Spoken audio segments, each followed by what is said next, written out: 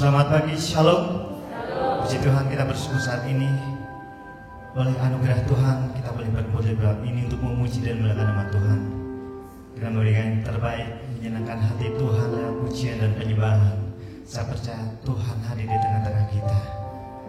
Dia telah memulai yang baik. Dia boleh mengorbankan dirinya di kayu salib untuk menebus dosa kita, memberikan keselamatan buat kita semua.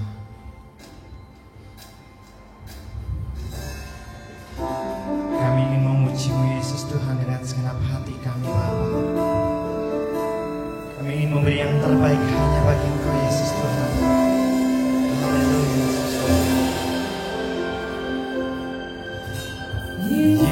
Yesus, Kau telah memulai segala yang baik dalamku.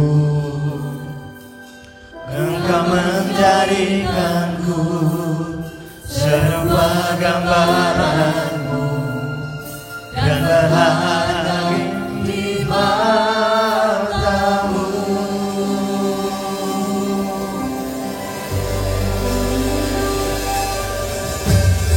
Yesus, Kau telah memulai karya yang mulia dalamku. Kau berikan hidupku jadi ganti dosaku, karena kasih-Mu padaku.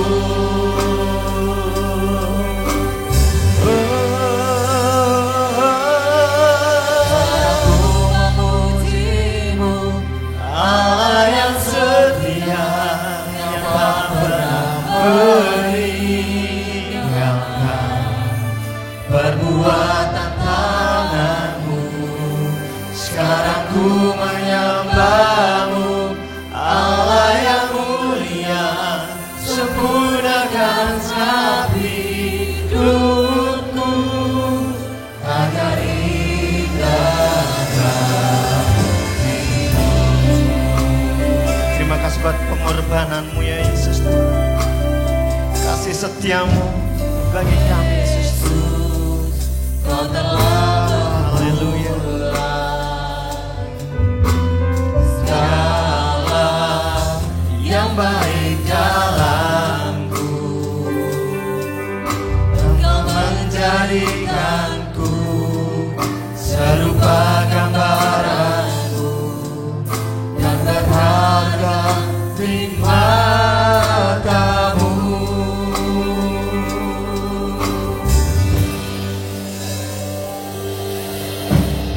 Yesus, Kau telah memulai karya yang mulia dalamku. Kau berikan hidupmu bagi kami Bapa, sebagai ganti dosaku, karena kasih-Mu padaku.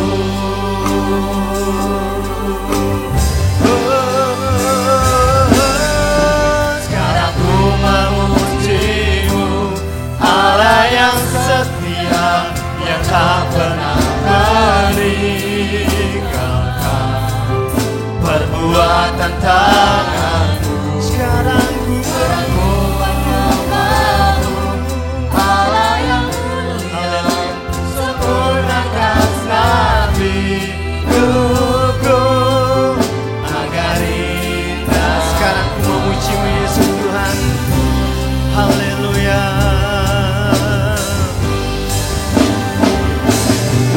Sekarang ku memuji-Mu, Allah yang setia,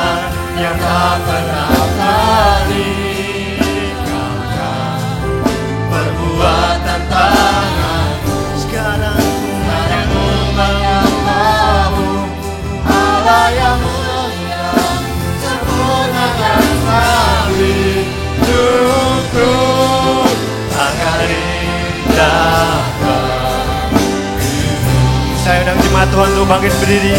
Katakan dengan segenap hatimu, sekarang ku memuji-Mu Tuhan. Sekarang ku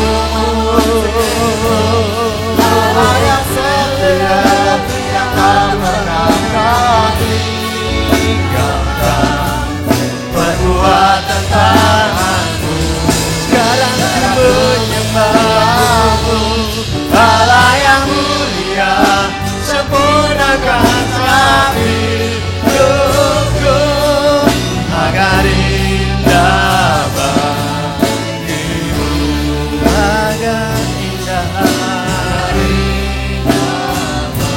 Katakan sekali lagi, agar indah bagimu Yesus Tuhan, agar indah bagimu.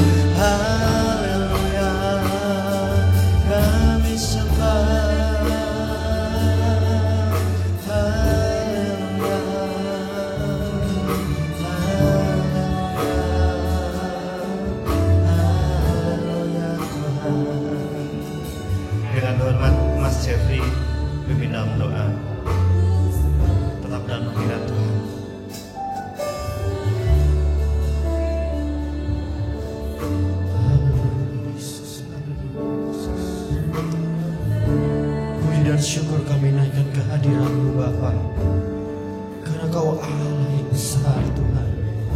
Kau Allah yang sanggup melakukan segala perkara dalam setiap kehidupan kami Bapa.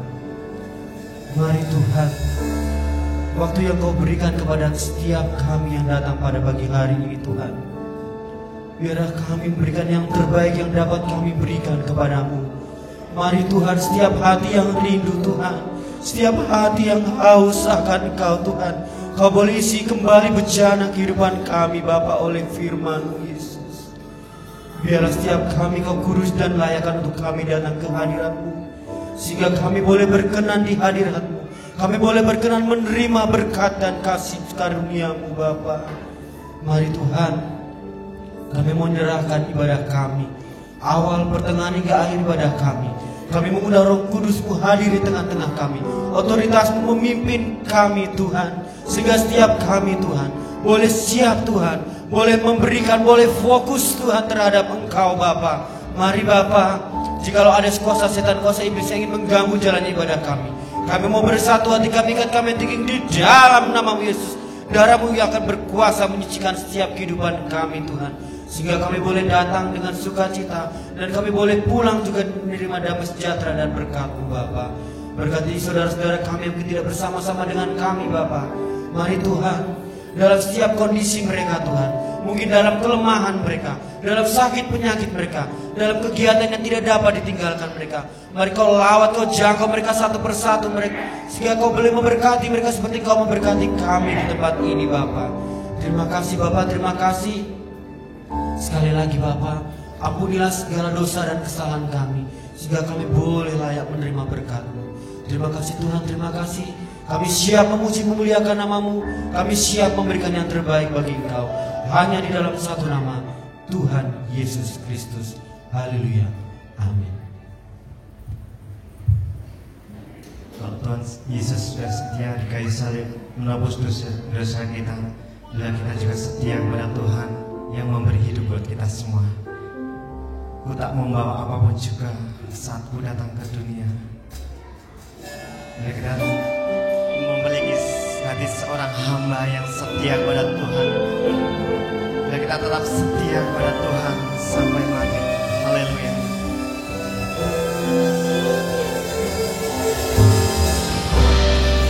Terima kasih buat pengorbanan-Mu bagi kami Yesus Tuhan. Haleluya.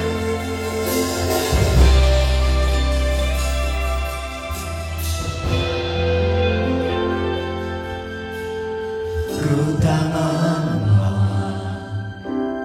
apapun juga saat ku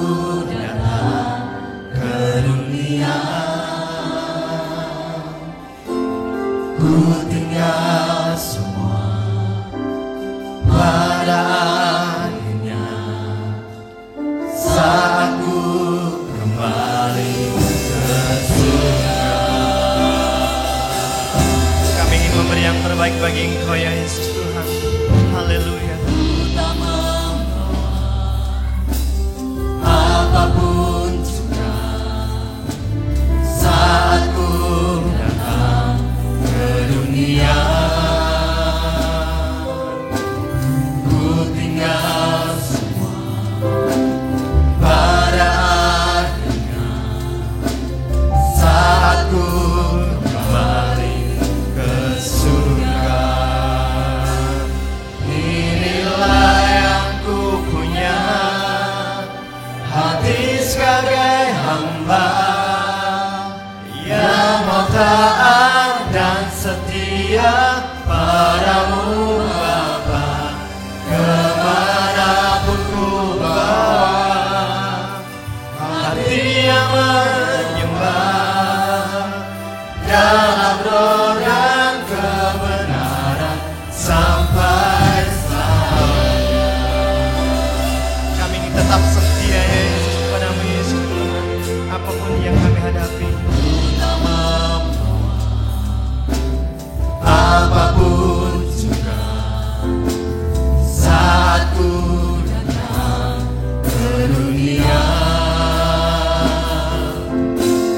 ku tinggal semua pada akhirnya saat ku kembali ke surga. inilah yang ku punya, Hati sebagai hamba yang mau taat dan setia padamu Bapa, kemanapun ku bawa. Hati yang menyembah dalam roh dan kebenaran sampai selamanya. Bagaimana ku membalas kasih apa yang punya, itu milikmu, itu milikmu. terima kasih buat pengorbananmu bagi kami Yesus Tuhan. Kasih setiamu bagi kami Yesus Tuhan, untuk menyelamatkan jiwa kami, menyelamatkan hidup kami Yesus Tuhan. Haleluya. Katakan dengan segenap hatiku, inilah hati kami ya Bapa. Inilah yang ku punya, hati sebagai hamba yang mau taat dan setia padamu Bapa, kemanapun ku bawa. Hati yang menyembah dalam roh dan kebenaran sampai selamanya. Dalam roh dan kebenaran sampai selamanya. Dalam roh dan kebenaran sampai selamanya. Apapun yang kami hadapi saat ini ya Tuhan, kami tetap setia, kami tetap taat, sebab Engkau Allah yang setia bagi kami. Haleluya. Mari saya undang jemaat Tuhan untuk bangkit berdiri. Kita akan bersukacita, kita akan menikmati hadirat Tuhan dengan penuh sukacita, sebab Allah setia buat kita semua. Ketika Tuhan memberi keadaan Sion seperti orang yang bermimpi, Dia memulihkan keadaan kita. Haleluya.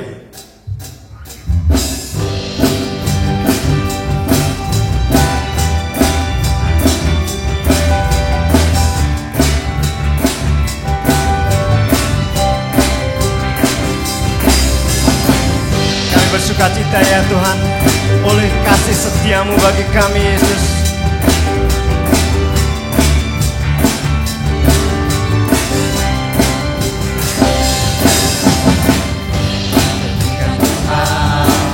Memulihkan keadaan Sion, keadaan kita seperti orang yang bermimpi. Waktu itu mulut kita penuh dengan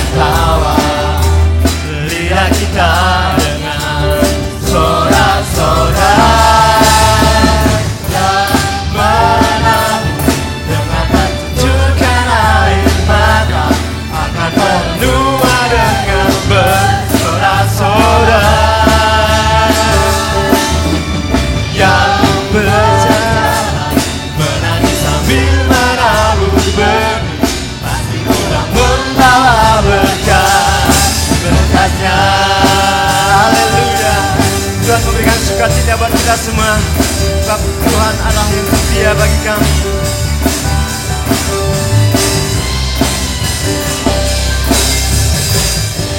Ketika Tuhan memulihkan keadaan Sion, keadaan kita seperti orang yang bermimpi. Haleluya. Waktu itu mulut kita penuh dengan tawa, lidah kita dengan sorak-sorai menabur dengan mencucurkan air mata, akan menua dengan bersorak-sorai. Yang berjalan menangis sambil menabur benih, pasti pulang membawa berkatnya. Yang menabur dengan mencucurkan air akan bersorak-sorai, bersorak-sorai. Yang berjalan menangis sambil menabur benih, pasti pulang membawa berkatnya. Pasti pulang membawa berkat-berkatnya. Haleluya. Sekali katakan, pasti pulang membawa berkatnya.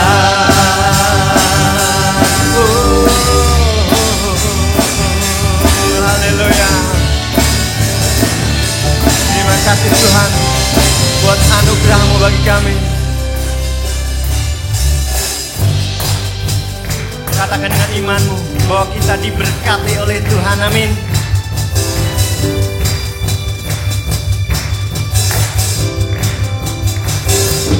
Aku diberkati, aku dilimpahi, karena Allah sanggup untuk menyerahkan.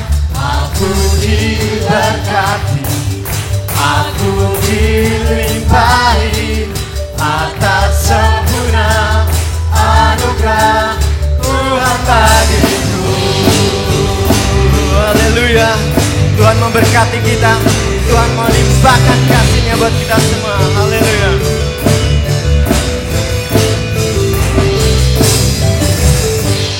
Kasih setiamu nyata bagiku, hikmat kebajikan tersedia bagiku. Selalu sanggup takkan segalanya,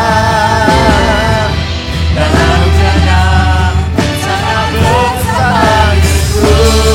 Katakan, aku diberkati, aku dilimpahi, karena Allah sanggup untuk menyerahkan. Aku diberkati, aku dilimpahi atas sempurna anugerah Tuhan bagiku. Biar musik memuji Tuhan.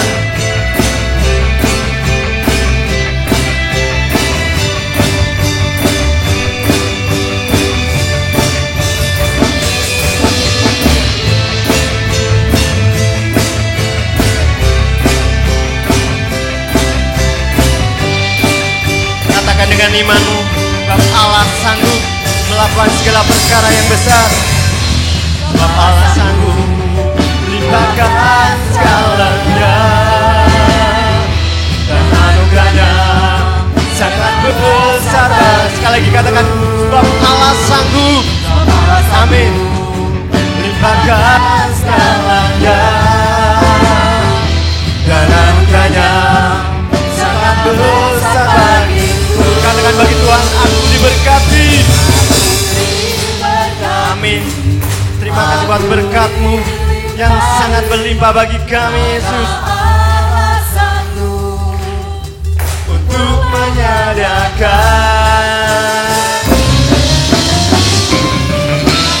diberkati, aku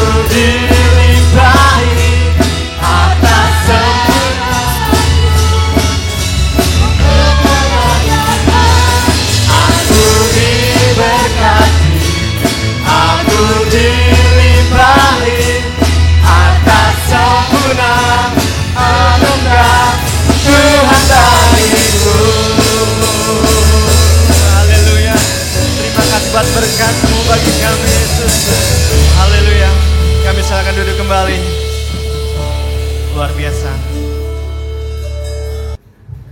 Dan tiba saatnya kita akan memberikan persembahan buat Tuhan. Kita akan berucap bagi Tuhan, sungguh ku bangga Bapa punya Allah yang luar biasa buat kita semua. Kami bersyukur Tuhan, oleh anugerah-Mu kami ada saat ini Tuhan, boleh menikmati kasih setia-Mu bagi kami Yesus Tuhan. Sungguh ku bangga Bapa punya Allah seperti Engkau. Sungguh ku bangga Yesus atas segala pengorbanan-Mu. Tak ingin aku hidup lepas dari kasih-Mu. Kasih-Mu menyelamatkan dan beriku pengharapan. Ini ku persembahkan apa yang aku miliki. Memang tiada berarti bila dibanding dengan kasih-Mu. Tapi ku ingin memberi dengan sukacita di hati, karena aku tahu ini menyenangkan hati-Mu. Katakan, sungguh ku bangga Bapa, bangga Bapa punya Allah seperti Engkau. Amin. Bangga Yesus atas segala pengorbanan-Mu. Tak ingin aku hidup lepas dari kasih-Mu. Haleluya. Kasih-Mu menyelamatkan dan beriku pengharapan. Ingin ku persembahkan apa yang aku miliki. Memang tiada berarti bila dibanding dengan kasih-Mu. Namun ku ingin memberi dengan sukacita di hati, karena aku tahu ini menyenangkan hati-Mu. Karena aku tahu ini menyenangkan hati. Sekali katakan, karena aku tahu Tuhan, karena aku tahu ini menyenangkan hati-Mu. Haleluya. Sebelum kita mendengarkan firman Tuhan, sekali kita angkat pujian bagi Tuhan. Seperti wanita mengurapi-Mu, kita belajar seperti wanita yang mengurapi Tuhan Yesus dengan minyak yang mahal. Dia memberi yang terbaik karena dia tahu bahwa Tuhan sangat baik buat dia. Saat ini kita serahkan hidup kita bagi Tuhan, sebab Tuhan baik buat kita semua. Sebab Tuhan selalu menolong hidup kita, dan sampai akhir kita tetap setia kepada Tuhan. Seperti wanita mengurapi-Mu, menangis di bawah kaki-Mu. Demikian hidupku mau mengasihi-Mu. Yesus, Engkau baik bagiku. Seperti wanita mengurapi-Mu, menangis di bawah kaki-Mu. Demikian hidupku mau mengasihi-Mu.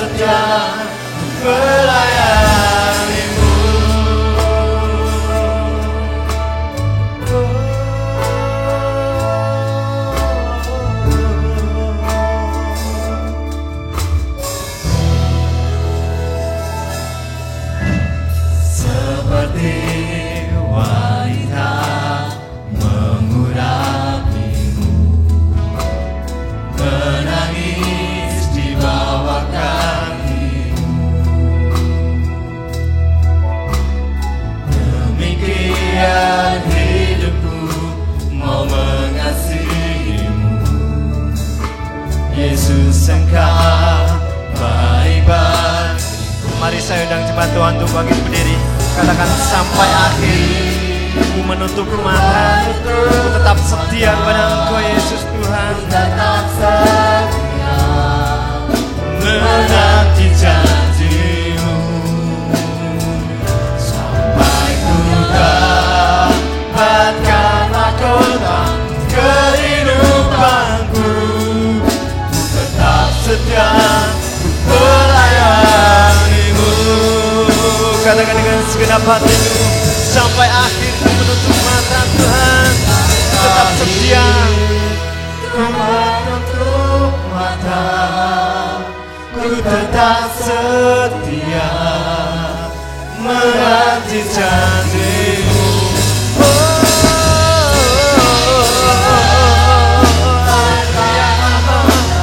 Kehidupanku, ku tetap setia melayani. Lebih sungguh lagi katakan sampai akhir. Sampai akhir ku menutup mata, tetap setia padamu Yesus, menanti janji-Mu.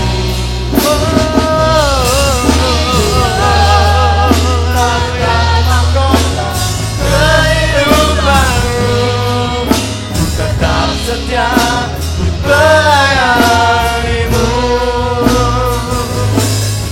Ku tetap setia melayani. Sekali lagi katakan, ku tetap setia. Mimbar kami serahkan kepada Bapak Timotius.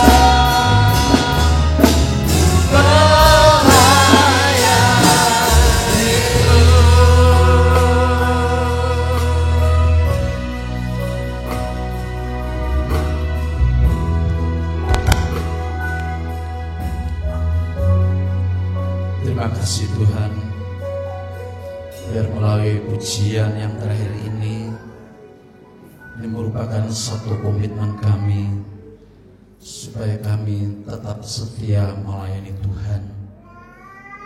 Bukan saja pada saat kami bisa mampu dan dalam keadaan sehat, bahkan sampai akhir menutup mata, kami pun tetap akan melayani Engkau. Biar ini bukan sekedar puji-pujian yang kami naikkan, tetapi merupakan satu keputusan atau komitmen kami di hadapan-Mu ya Tuhan.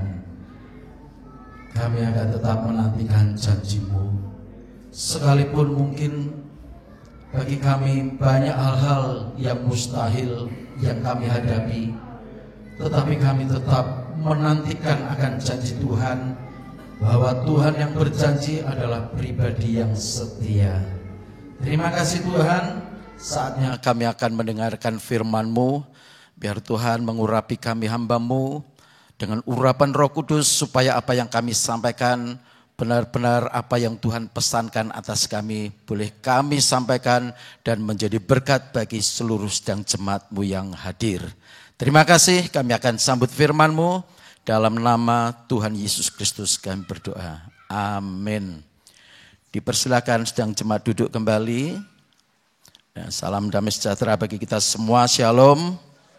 Shalom. Puji Tuhan.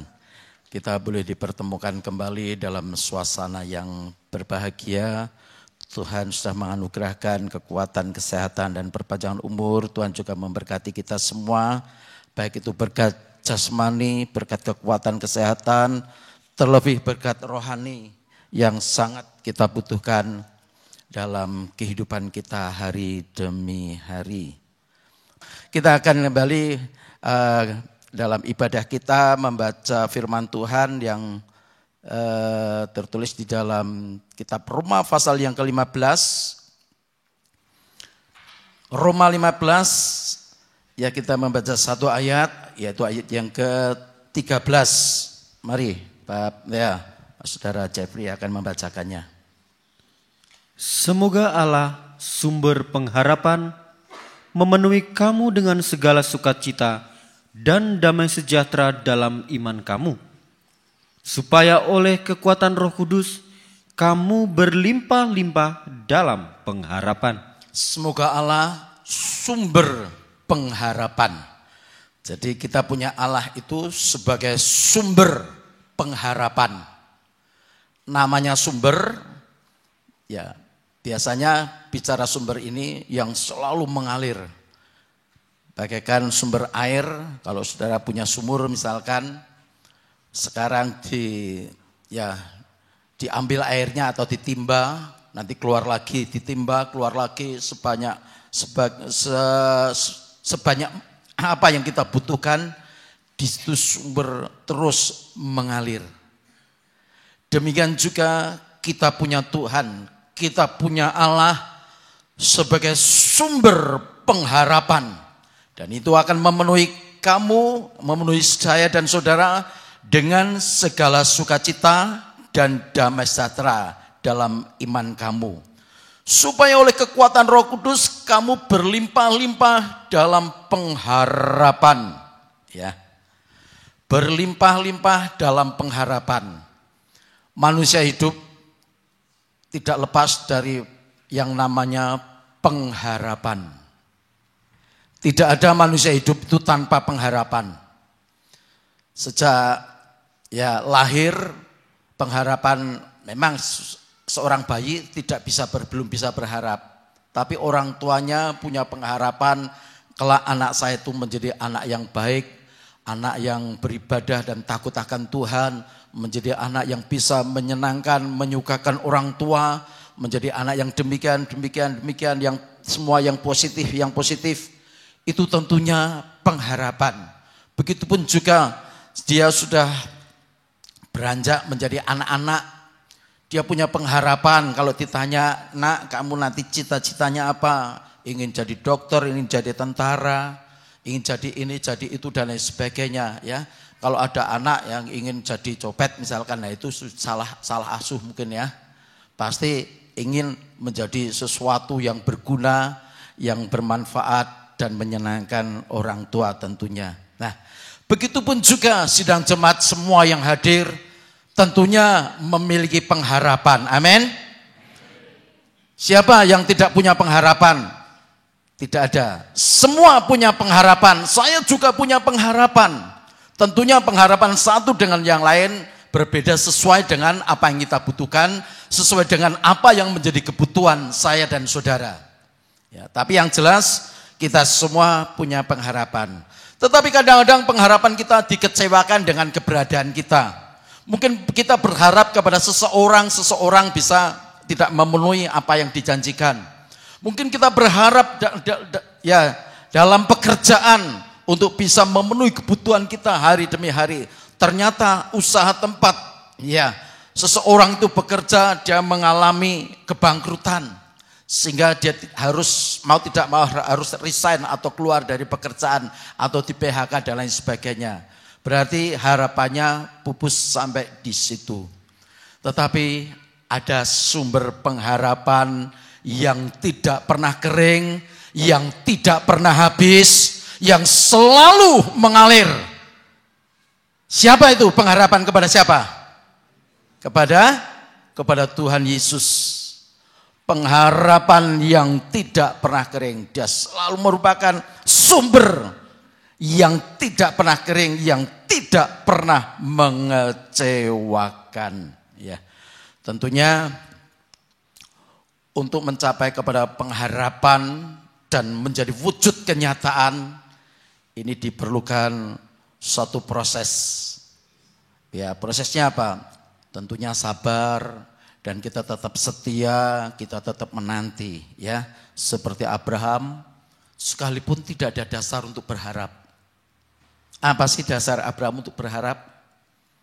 Harapan Abraham untuk memiliki anak janji, keturunan.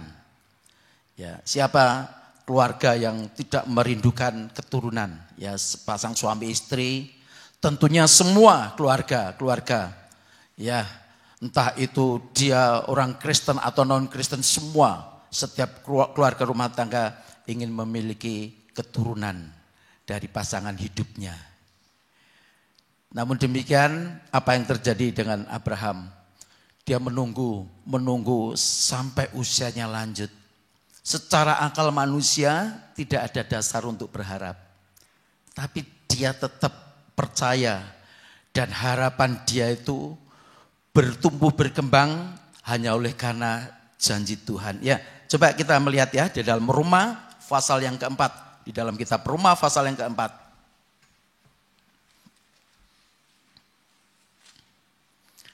Ayat 18 sampai ayat yang ke-21. Sebab sekalipun tidak ada dasar untuk berharap, namun Abraham berharap juga dan percaya bahwa ia akan menjadi bapa banyak bangsa menurut yang telah difirmankan, demikianlah banyaknya nanti keturunanmu. Imannya tidak menjadi lemah walaupun ia mengetahui bahwa tubuhnya sudah sangat lemah, karena usianya telah kira-kira 100 tahun dan bahwa rahim Sarah telah tertutup. Tetapi terhadap janji Allah, ia tidak bimbang karena ketidakpercayaan. Malah ia diperkuat dalam imannya dan ia memuliakan Allah dengan penuh keyakinan bahwa Allah berkuasa untuk melaksanakan apa yang telah ia janjikan. Ya. Abraham tidak ada dasar untuk berharap. Ya. Kalau dia melihat secara kasat mata, melihat keberadaan dirinya sendiri dan istri. Ya. Abraham melihat dirinya semakin tua, umurnya sudah kira-kira hampir 100 tahun. Dan umur Sarah istrinya itu 90 tahun, hampir 90 tahun. Bahkan Alkitab mencatat dia dinyatakan mandul. Ya. Rahimnya telah tertutup mandul. Ini kalau dasar pengharapan kita ini melihat kasat mata, melihat keberadaan kita, ini akan sangat memustahilkan. Ini bisa terjadi dalam kehidupan saya dan saudara. Mungkin apa yang saudara harapkan kandas ketika saudara melihat keberadaan keadaan saudara. Mungkin keadaan ekonomi, mungkin keadaan keluarga rumah tangga, mungkin pendidikan yang tidak memadai, dan masih banyak hal yang menjadikan kita ini tidak lagi bisa berharap. Itu kalau melihat secara kasat mata keberadaan kita secara jasmani. Ya. Seperti Abraham kalau melihat jasmaniahnya, umurnya 100 tahun, istrinya bukan saja ya sudah cukup umur tapi juga dikatakan mandul. Tetapi ada satu, nah ini yang penting saudara ya, satu dasar untuk dia berharap. Apa dasar dia berharap? Apa? Janji Allah. Dasar pengharapan saya dan saudara ini hanya apa? Janji Allah. Ya. Tetapi terhadap janji Allah ia tidak bimbang karena ketidakpercayaan. Malah ia diperkuat dalam imannya dan ia memuliakan Allah.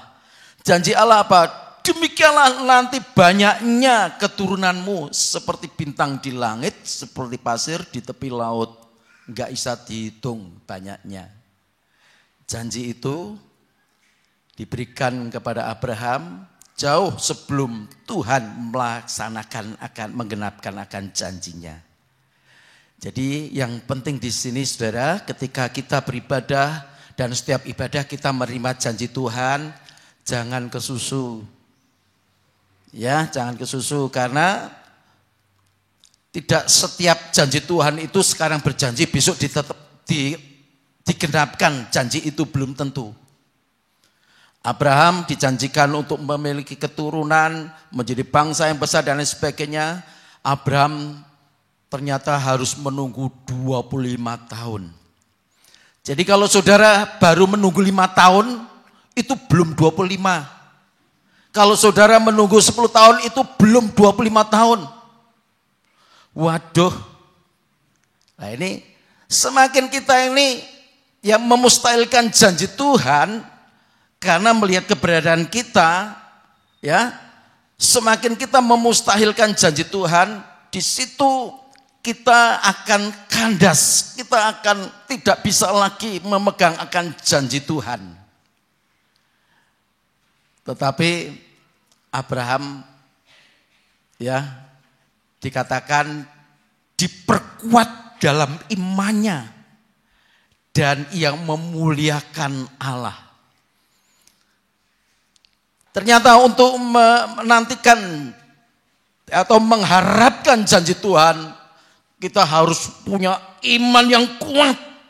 Tadi dalam ayat pembukaan, supaya oleh kekuatan Roh Kudus kamu berlimpah-limpah dalam pengharapan. Kita perlu iman yang kuat, kita perlu urapan Roh Kudus, supaya lewat urapan Roh Kudus kita akan berlimpah-limpah dalam pengharapan.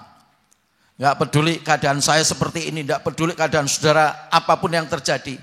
Tapi ketika kita berpegang kepada janji Tuhan, berpegang kepada apa yang Tuhan firmankan, di situ nanti kita akan melihat kegenapan akan janji Tuhan. Ya, 20 coba tanyakan, 21.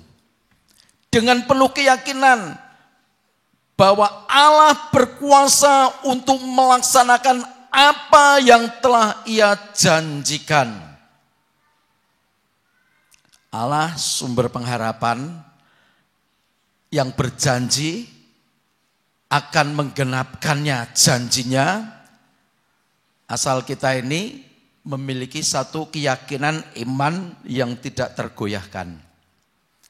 Memang dalam proses kehidupan Abraham sempat digoyahkan, ya, sempat digoyahkan imannya ketika istrinya Sarah itu menyodorkan Hagar, ya, bisa tergoyah juga imannya, ya. Tergoyahkan imannya karena apa? Istri. Nah, makanya seorang istri ini harus kuat juga imannya. Kalau tidak bisa menggoncang iman suami. Ya, ini seperti yang terjadi atas pribadi Abraham. Ya, dia pikir cobalah Allah tidak memberi kita keturunan. Siapa tahu lewat Hagar ini Allah memberikan keturunan untuk kita. Ya. Ternyata suami juga mudah dipengaruhi oleh istri. Seperti Adam dipengaruhi oleh siapa? Hawa. Lewat apa? Buah yang diambil, dipetik oleh karena dibujuk rayu oleh ular yang dipakai iblis pada waktu itu. Ya, ini hati-hati ya, perempuan-perempuan pengaruhnya kuat loh dalam kehidupan keluarga rumah tangga. Suami yang tadinya wah berpegang pokoknya hebat pendiriannya terhadap janji Tuhan, tapi juga bisa goyah. Akhirnya lahirlah Ismail. Memang berhasil secara jasmani itu berhasil. Tapi keberhasilan yang bukan janji Tuhan ini saudara, ini justru akan menjadi sumber persoalan permasalahan. Lahirlah, dikatakan Ismail itu, apa arti Ismail itu? Keledai liar. Ya, itu dinubuatkan firman Tuhan. Tangannya akan melawan saudara-saudaranya dan tangan saudaranya akan melawan dia. Jadi tidak pernah ada damai sejahtera. Akan selalu terjadi kontradiksi pertengkaran antara keturunan yang dilahirkan dari Hagar dan keturunan yang dilahirkan melalui Sarah, yaitu anak janji. Nah, ini pentingnya saudara. Kehidupan keluarga rumah tangga ini memang harus teguh di dalam janji Tuhan. Ya, dalam kehidupan Yairus sebagai seorang kepala rumah ibadat. Ya, Yairus ini kedudukannya sebagai kepala rumah ibadat. Itu sebagai seorang hamba Tuhan, sebagai seorang pelayan Tuhan. Jadi dalam rumah ibadat itu Yairus punya kedudukan yang tertinggi. Tetapi ketika menghadapi masalah tentang anak, ya, tentang anak yang nyaris mati oleh karena sakit, dia tidak ada pilihan lain kecuali dia datang kepada Yesus. Ya, mari, cerita ini sudah sering saya sampaikan, namun kesempatan ini juga saya akan menyampaikan kembali ya. Markus pasal yang kelima.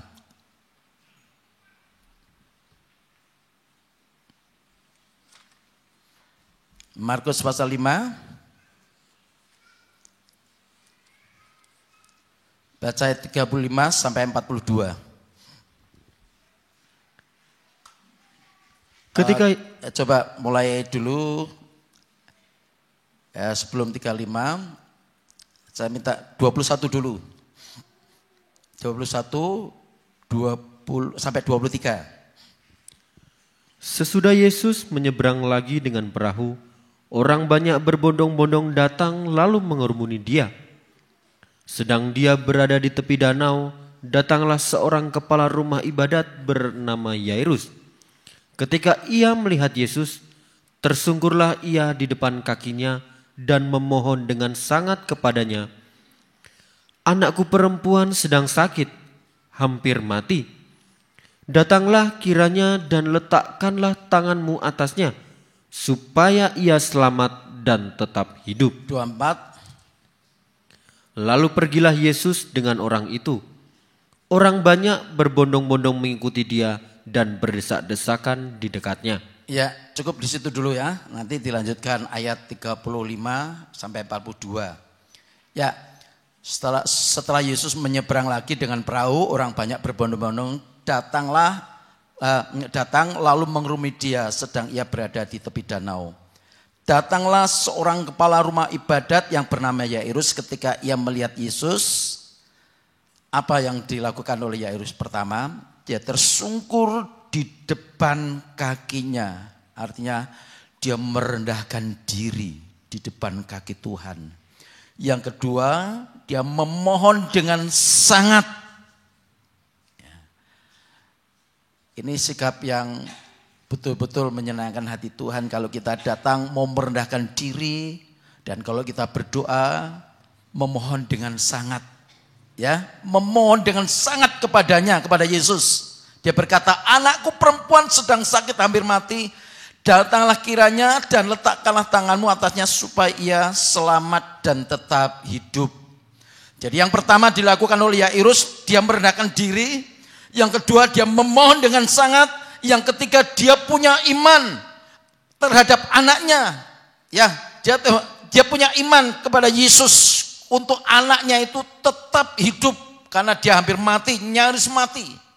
Dia percaya supaya Yesus meletakkan tangannya atasnya supaya ia selamat dan tetap hidup. Itu namanya iman. Ketika menghadapi masalah, kalau sudah berbicara masalah anak ini, saudara, mungkin yang sudah berkeluarga ini bukan masalah yang sepele, saudara. Masalah yang serius kalau sudah berbicara tentang anak. Ya. Tetapi Yairus tidak ada jalan lain kecuali dia datang merendahkan diri, memohon dengan sangat, dan dia punya iman. Kalau Yesus meletakkan tangannya atasnya, dia akan selamat dan tetap hidup. Jadi kalau orang tua menghadapi masalah, saudara, masih ada satu-satunya jalan pengharapan kita datang kepada Yesus, yaitu dengan merendahkan diri. Perlu kerendahan hati, saudara. Orang merendahkan hati, merendahkan diri itu tidak mempertahankan keakuan. Ya, tidak saling menyalahkan.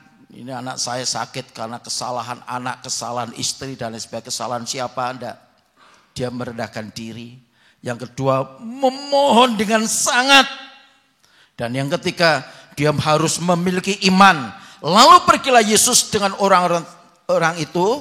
Orang banyak berbondong-bondong mengikuti dia dan berdesakan dekatnya. Ya, ini ada dua cerita. Cerita selanjutnya adalah perempuan yang 12 tahun pendarahan. Ya, tidak akan saya sampaikan. Sekarang ayat 35. Coba ayat 35.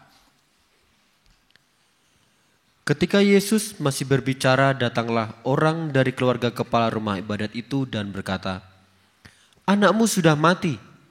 Apa perlunya lagi engkau menyusah-nyusahkan guru?" Tetapi Yesus tidak menghiraukan perkataan mereka dan berkata kepada kepala rumah ibadat, "Jangan takut, percaya saja." Cukup dulu, duduk dulu ya. Ketika Yesus masih berbicara, datanglah orang dari keluarga kepala rumah ibadat itu dan berkata, "Anakmu sudah mati. Apa perlunya lagi engkau menyusah-nyusahkan guru?" Coba bisa dibayangkan saudara. Belum sampai Tuhan Yesus dengan Yairus ini, dengan orang banyak yang berbondong-bondong mengikuti Yesus pada waktu itu. Sampai di rumah Yairus, belum sampai tangannya itu diletakkan di atas anak itu yang sakit keras. Ternyata sudah ada berita duka dari keluarga Yairus. Dia berkata, "Anakmu sudah mati." Bagaikan Yairus ini sudah putus pengharapan. Kalau lagi sakit, ya, saudara punya anggota keluarga yang sakit, diusahakan ke dokter. Ya, mulai dari puskesmas mungkin. Kalau tidak bisa, dirujuk ke rumah sakit yang lebih lengkap alatnya, lebih canggih. Kalau tidak bisa dirujuk lagi, mungkin diusahakan cari dokter spesialis. Ya, kalau dokter spesialis tidak bisa, mungkin harus ke Jakarta. Jakarta tidak bisa, ke Singapura. Singapura tidak bisa, ke Jerman. Ke Jerman mati dut, dibawa pulang. Akhirnya kembali ke tanah. Tapi kalau masih sakit, masih ada nafasnya, tetap diusahakan. Berarti masih ada pengharapan. Ya, masih diharapkan anak ini hidup. Ternyata anakmu sudah mati. Apa perlunya lagi engkau menyusah-nyusahkan guru? Kalau saya ganti bahasanya, saudara. Anakmu sudah mati, apa perlunya Yesus? Apa hubungannya dengan Tuhan Yesus? Mungkin saudara menghadapi masalah anak sekarang ini. Sepertinya itu sudah tidak ada pengharapan. Sudah berdoa, sudah berpuasa, sudah bergumul, sudah merendahkan diri, sudah memohon dengan sangat. Tetapi ternyata belum ada jawaban. Bagaikan Yairus ini. Secara manusia, secara akal manusia, secara kasat mata, dia sudah tidak punya pengharapan, sudah mati. Kalau masih hidup, masih ada nafas, diusahakan bagaimana caranya.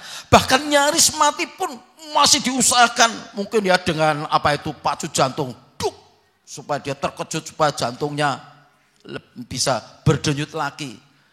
Itu kalau masih hidup. Tapi kalau sudah mati, dokter sudah tidak bisa berbuat apa-apa. Ya, mungkin ada keluarga rumah tangga yang saat ini sedang menghadapi, anakku sudah tidak bisa diharapkan lagi. Bagaikan sudah mati. Tetapi apa kata Yesus? Tetapi Yesus tidak menghiraukan perkataan mereka dan berkata kepada kepala rumah ibadat. Tuhan mengabaikan apa yang menjadi perkataan mereka. Dan Tuhan berkata kepada Yairus apa? Jangan takut, percaya saja. Itu yang dipegang oleh Yairus. Janji Tuhan, jangan takut, percaya saja. Kalau hari ini Ada keluarga rumah tangga yang merasakan cemas masalah anak yang dihadapi. Hari ini firman Tuhan disampaikan. Dan ini merupakan janji. Kalau Tuhan berkata jangan takut, Tuhan tahu apa yang akan dia kerjakan. Tapi Tuhan minta apa? Percaya. Tuhan minta apa? Iman. Maka itu dikatakan harus punya iman. Setelah punya iman yang kuat ini akan meningkat kepada pengharapan. Pengharapan meningkat terus kepada kasih. Pengharapan ini kaitannya dengan iman. Nggak bisa lepas dari iman. Maka Tuhan katakan jangan takut. Ya, percaya saja. Kita harus tetap yakin. Dan itu satu-satunya yang dipegang oleh Yairus. Teruskan, baca 37 sampai 42. Lalu Yesus tidak memperbolehkan seorang pun ikut serta, kecuali Petrus, Yakobus, dan Yohanes saudara Yakobus. Mereka tiba di rumah kepala rumah ibadat, dan di sana dilihatnya orang-orang ribut, menangis, dan meratap dengan suara nyaring. Sesudah ia masuk, ia berkata kepada orang-orang itu, "Mengapa kamu ribut dan menangis?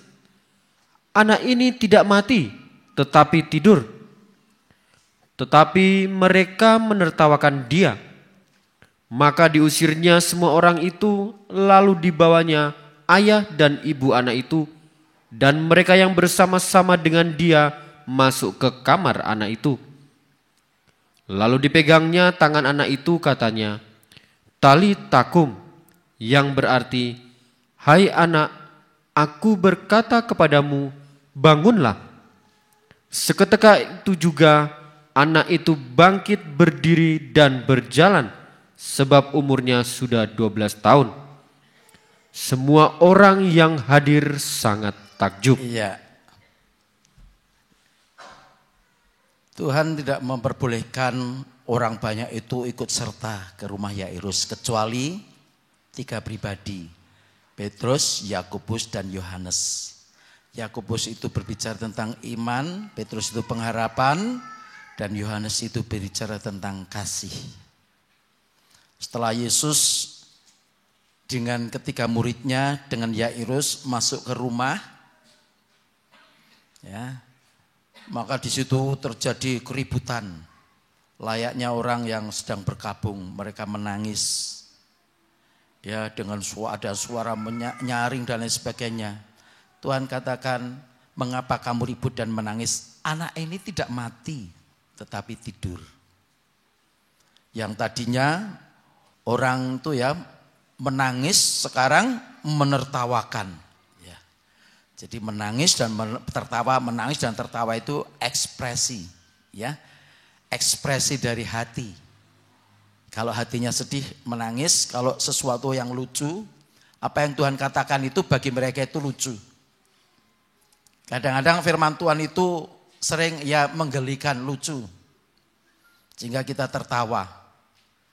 Ya, masih ingat gak waktu Sarah,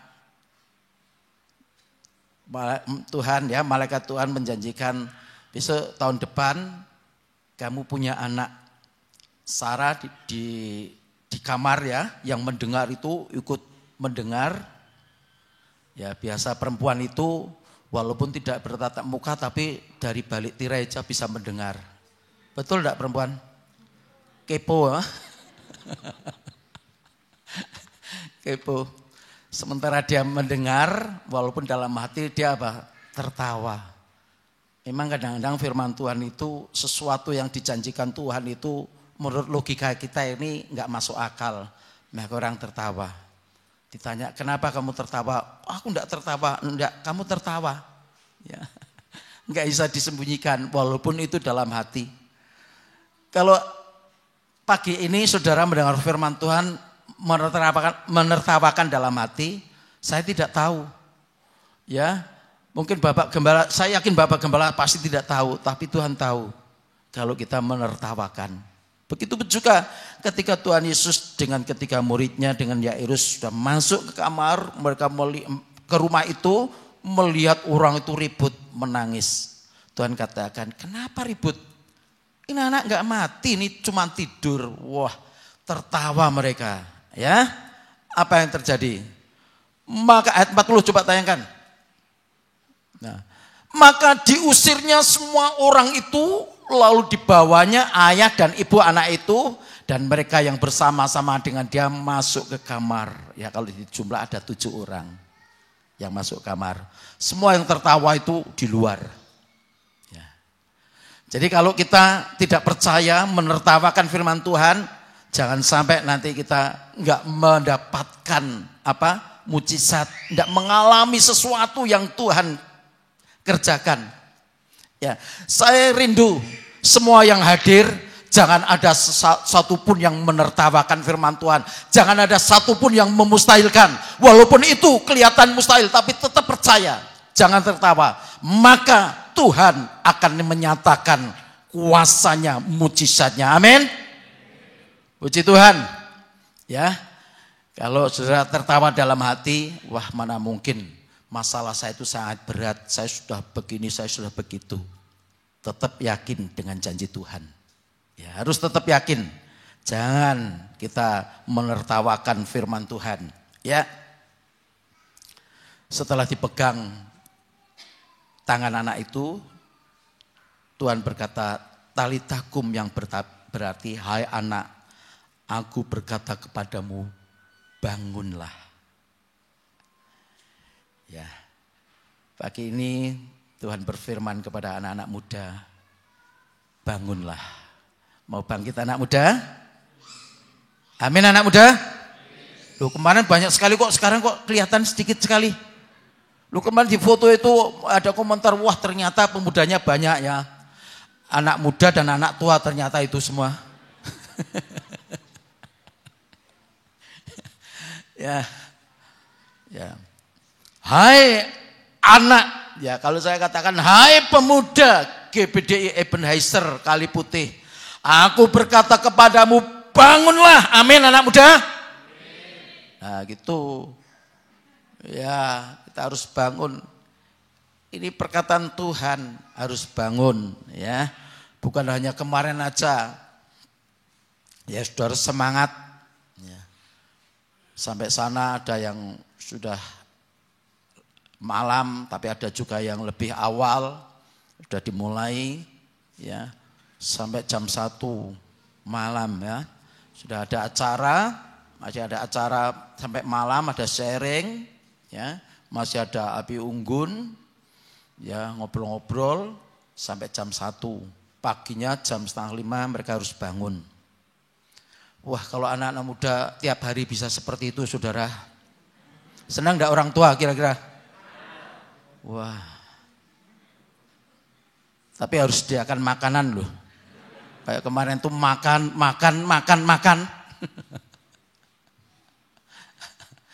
Ya.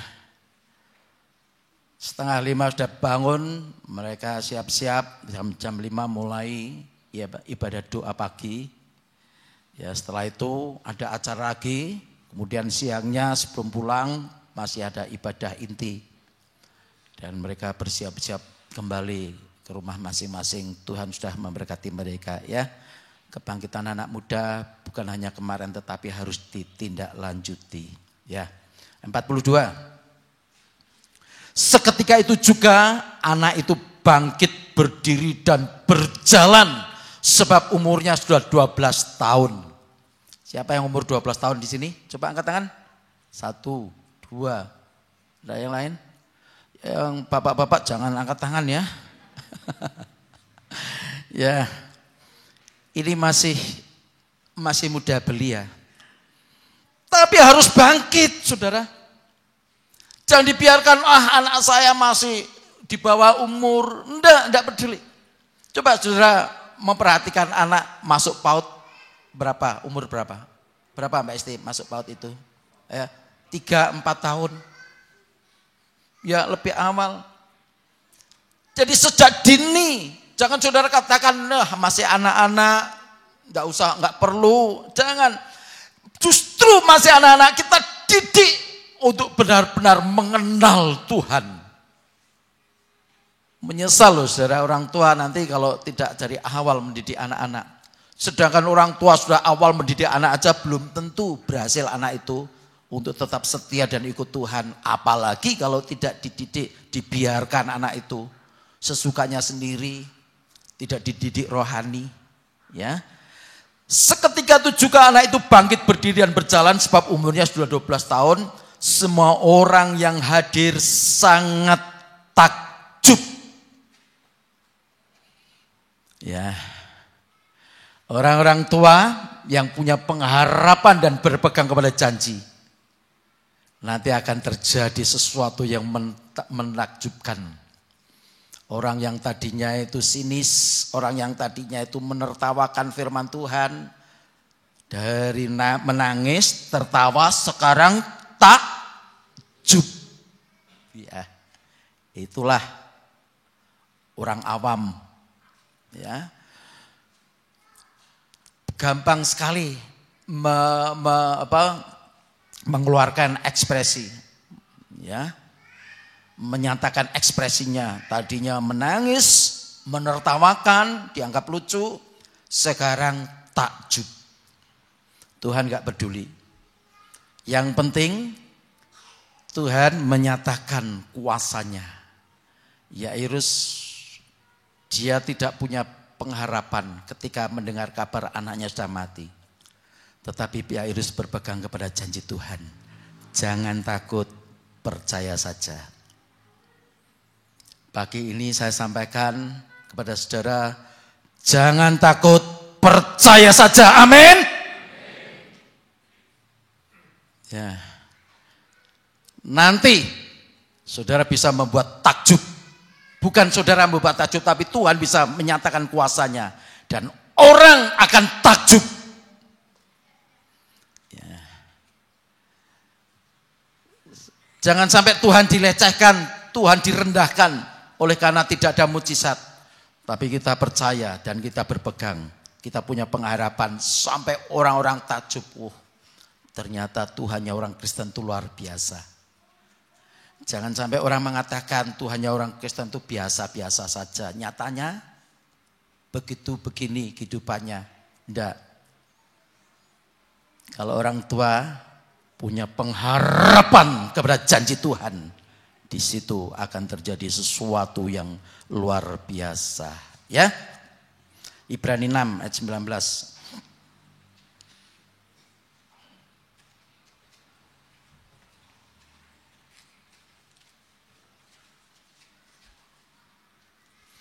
Ibrani 6 ayat 19 sampai 20.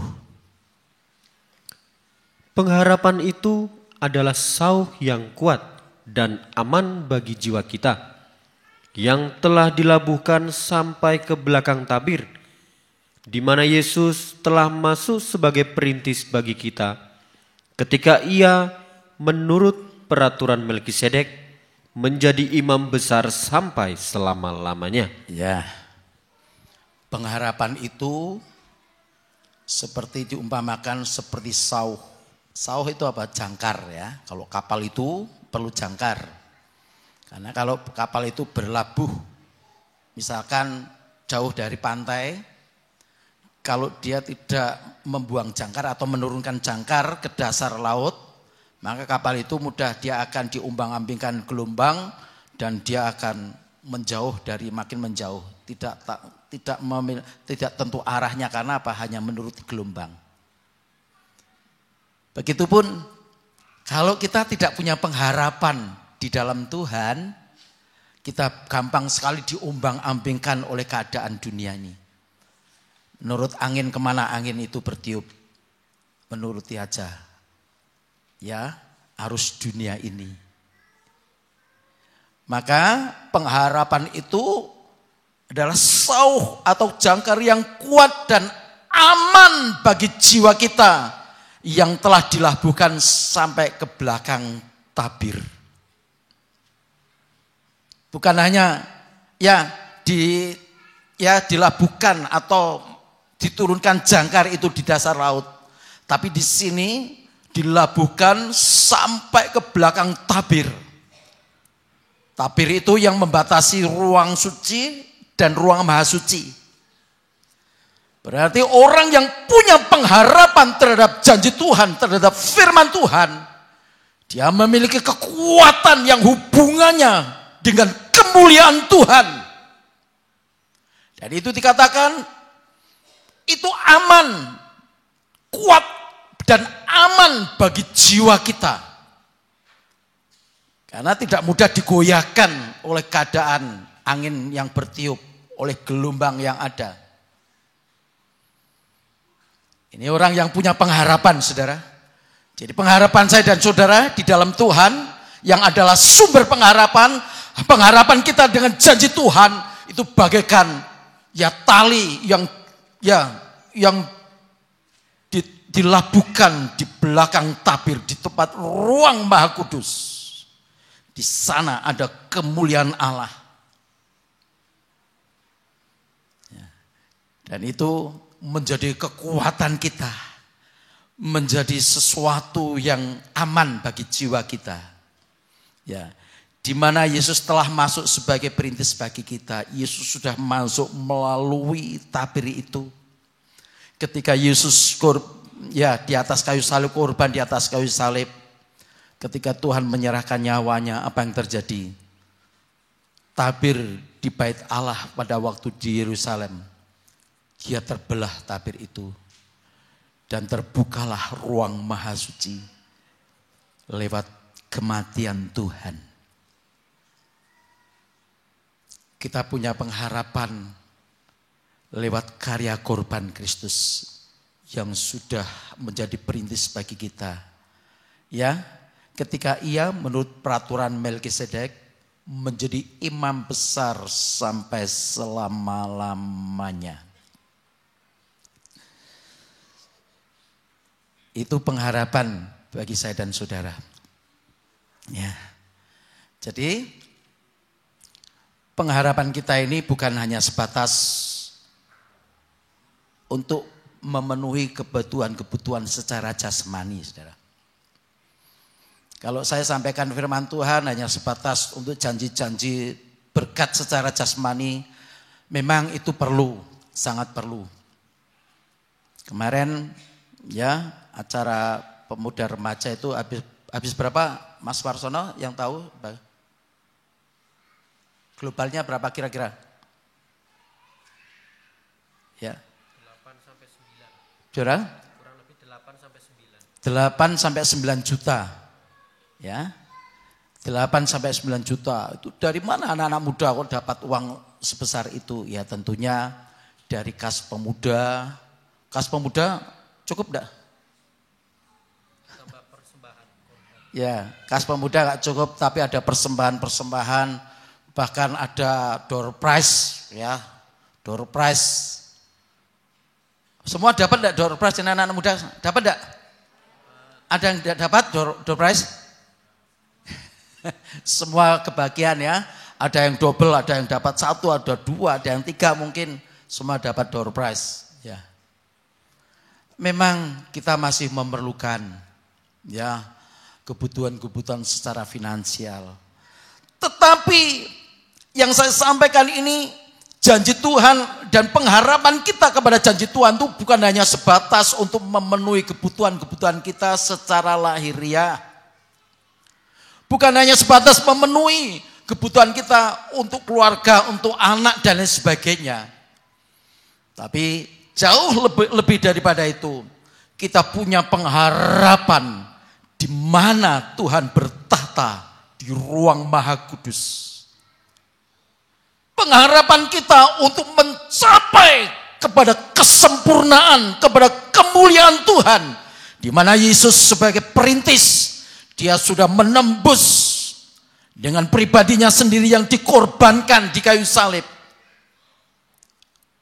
Untuk menjadi sumber pengharapan bagi saya dan saudara. Untuk kita nanti bersama-sama masuk dalam kemuliaan bersama-sama dengan Tuhan. Ya, jadi pengharapan kita di dalam Tuhan, pengharapan kita atas janji Tuhan bukan hanya sebatas untuk memenuhi kebutuhan secara lahiriah. Bukan. Walaupun itu kita perlukan. Dan itu sangat kita butuhkan selagi kita masih hidup di dalam dunia ini. Tapi jauh yang lebih penting daripada itu, kita punya pengharapan ke depan. Di mana kita memiliki akses yang sudah jelas. Bagaikan tali itu, ya, jangkar itu ada jangkar, mesti ada rantainya. Ada tambang yang besar itu. Ya. Tali yang menghubungkan ruang Maha Kudus itu kita pegang. Pengharapan yang bagaikan sawu itu kita pegang terus. Ini aman bagi jiwa saya dan saudara. Menghadapi segala kemungkinan yang terjadi atas dunia ini, saudara. Menghadapi gelombang yang besar sekalipun, kita aman. Ada kekuatan yang Tuhan sediakan bagi kita. Jangan lepaskan itu pengharapan itu.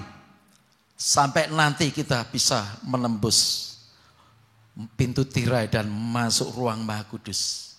Karena dikatakan di sini, pengharapan itu adalah sauh yang kuat dan aman bagi jiwa kita yang telah dilabuhkan sampai ke belakang tabir. Ya, di sana imam besar sudah masuk. Kalau imam besar Harun itu hanya 1 tahun sekali untuk mendamaikan dosa umatnya. Dan ketika Allah berhadirat ada Shekinah Glory di atas tutupan grafirat itu berarti Allah menjawab doa mereka dan mereka diperdamaikan dalam dosa yang mereka lakukan selama 1 tahun. Tetapi Yesus hanya sekali dia masuk ke tempat yang Maha Kudus, bukan dengan membawa darah domba atau kambing dan lembu, tapi membawa darahnya sendiri. Itu menjadi kekuatan bagi saya dan saudara. Jadi kita punya pengharapan. Walaupun dunia ini mau diguncang dengan berbagai masalah, persoalan, ekonomi bisa tergoncangkan. Apalagi politik bisa berubah, bisa tergoncangkan. Tetapi kita punya pengharapan yang kuat dan aman bagi jiwa kita. Itulah pengharapan di dalam Yesus. Bagaikan tali itu. Kita pegang terus sampai kita masuk ke ruang Maha Kudus.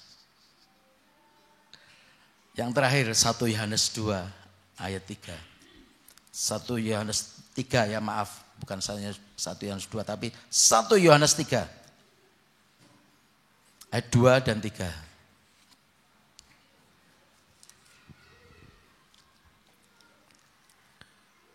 Saudara-saudaraku yang kekasih, sekarang kita adalah anak-anak Allah, tetapi belum nyata apa keadaan kita kelak. Akan tetapi kita tahu bahwa apabila Kristus menyatakan dirinya, kita akan menjadi sama seperti Dia, sebab kita akan melihat Dia dalam keadaannya yang sebenarnya. Setiap orang yang menaruh pengharapan itu kepadanya, menyucikan diri sama seperti Dia yang adalah suci. Ya, jadi pengharapan ini kaitannya dengan penyucian. Setiap orang yang menaruh pengharapan itu kepadanya, menyucikan diri sama seperti Dia yang adalah suci. Nah, pengharapan apa? Menaruh pengharapan kepada Dia. Untuk menjadi sama seperti Yesus. Ya. Coba ayat 2. Saya tanya lagi, saudara yang kekasih, sekarang kita adalah anak-anak Allah, tetapi belum nyata apa keadaan kita kelak. Kita ini sekarang anak-anak Allah, sidang jemaat. Tapi kita kan tidak tahu nanti bagaimana keadaan kita nanti kelak. Ya. Nah, akan tetapi kita tahu bahwa apabila Kristus menyatakan dirinya, ketika Kristus nanti menyatakan dirinya, ini dalam pengertian kedatangan Kristus yang kedua nanti, ini juga bisa ketika kita nanti menghadap tahta kerajaan, ya, tahta kerajaan Allah, ya, ketika tetapi kita tahu bahwa apabila Kristus menyatakan dirinya, kita akan menjadi sama seperti Dia. Ya, menjadi sama seperti dia, sebab kita akan melihat dia dalam keadaannya yang sebenarnya. Nanti ada saatnya kita akan bertatap muka dengan Yesus. Sekarang kita hanya berdoa di dalam roh. Dan saat Roh Kudus hadir, kita berlimpah-limpah dalam pengharapan. Tetapi nanti kita akan melihat muka dengan muka. Dan setiap orang yang menaruh pengharapan kepadanya, pengharapan untuk apa? Melihat Yesus dan kita akan diubah sama seperti dia. Kalau orang punya pengharapan ini saudara, dia akan menyucikan diri sama seperti dia yang adalah suci. Loh, saya akan menjadi seperti Kristus. Lah Kristus suci. Kalau saya tidak menyucikan dirinya, bagaimana saya akan menjadi sama seperti dia? Kalau kita tidak menjadi sama seperti dia, bagaimana kita masuk dalam kerajaannya yang mulia? Nah, berbicara tentang pengharapan, pengharapan untuk menjadi sama seperti Kristus, ini tidak bisa lepas dari penyucian. Itulah sebabnya betapa diperlukan kita ini pengajaran yang mengarah pada pengudusan dan mencapai kepada kesempurnaannya. Sebab dia adalah pribadi yang sempurna. Pengharapan kita ini harus mencapai kepada puncaknya saudara. Kalau pengharapan saudara hanya sebatas untuk diberkati, untuk masalah kehidupan keluarga rumah tangga terselesaikan, itu belum puncak. Belum. Tapi kita harus punya pengharapan, kita tindak lanjuti terus, kita tingkatkan terus pengharapan. Kalau pengharapan secara jasmani sudah dipenuhi, sudah diwujudkan, sudah digenapkan Tuhan, kita masih punya pengharapan untuk menjadi sama seperti dia. Kalau tidak, itu masih gagal kita jadi orang Kristen. Jangan dipikir kalau jadi orang Kristen diberkati itu berhasil. Belum. Keberhasilan pengharapan orang Kristen itu kalau dia itu sudah bisa bertemu dengan Tuhan Yesus dan menjadi sama seperti dia. Dia yang kudus, kita juga kudus. Itulah sebabnya kalau pagi hari ini firman Tuhan berbicara tentang pengharapan, sumber pengharapan, Tuhan sebagai sumber pengharapan, sumber itu tidak akan pernah habis.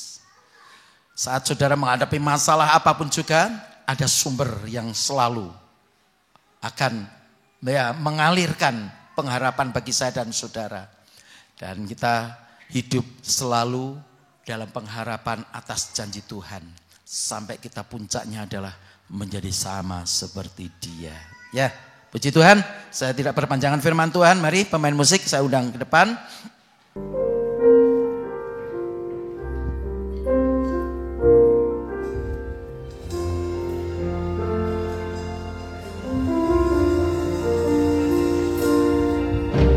Engkau Tuhan yang setia, waktumu selalu yang terbaik. Engkau Tuhan sandaranku,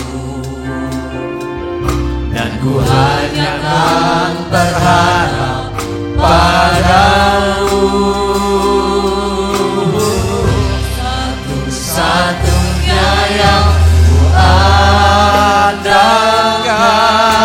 Satu-satunya yang ku percaya.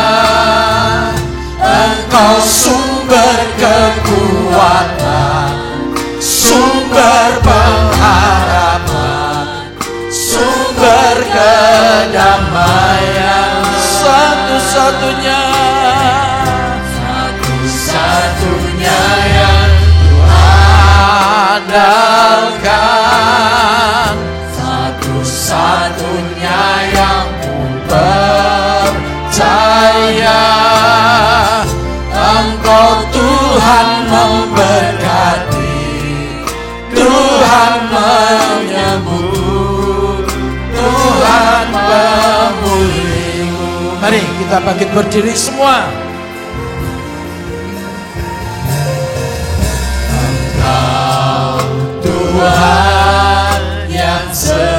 Kita punya Allah yang setia, saudara. Waktu Tuhan itu waktu yang terbaik untuk menolong, untuk mewujudkan janjinya. Engkau Tuhan sandaranku, dan ku hanya akan berharap padamu. Satu-satunya yang ku andalkan Tuhan. Satu-satunya yang ku percaya.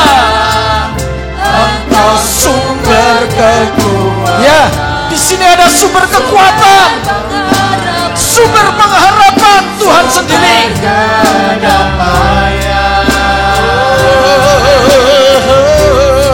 Satu-satunya yang ku andalkan. Amin. Satu-satunya yang ku percaya.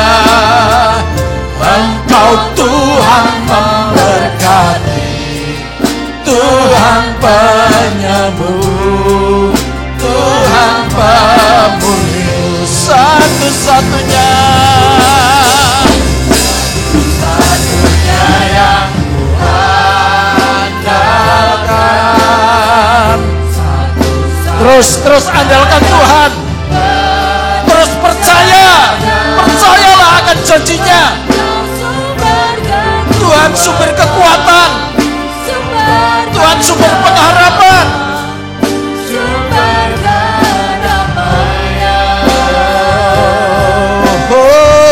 Satu-satunya Yang andalkan, satu-satunya yang ku percaya. Engkau Tuhan memberkati, Tuhan penyembuh, Tuhan pemulih. Engkau Tuhan memberkati. Engkau Tuhan memberkati, Tuhan penyembuh, Tuhan pemulihku. Haleluya, haleluya,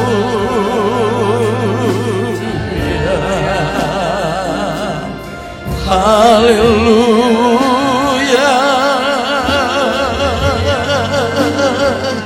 haleluya, haleluya, haleluya, haleluya,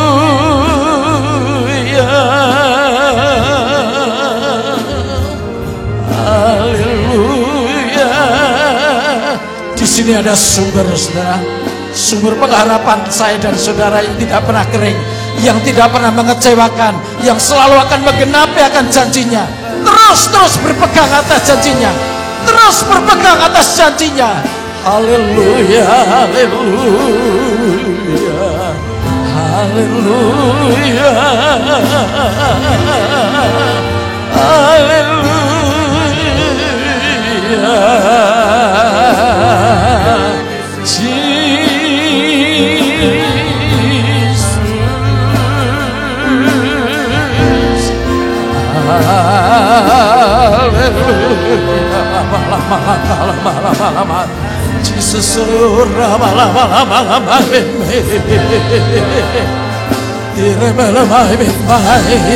Jesus,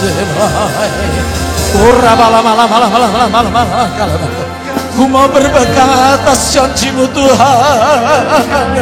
Ya lama-lama Tuhan yang berjanji adalah Tuhan yang setia.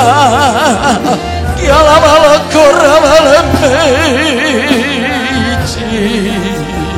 Jesus. Haleluya,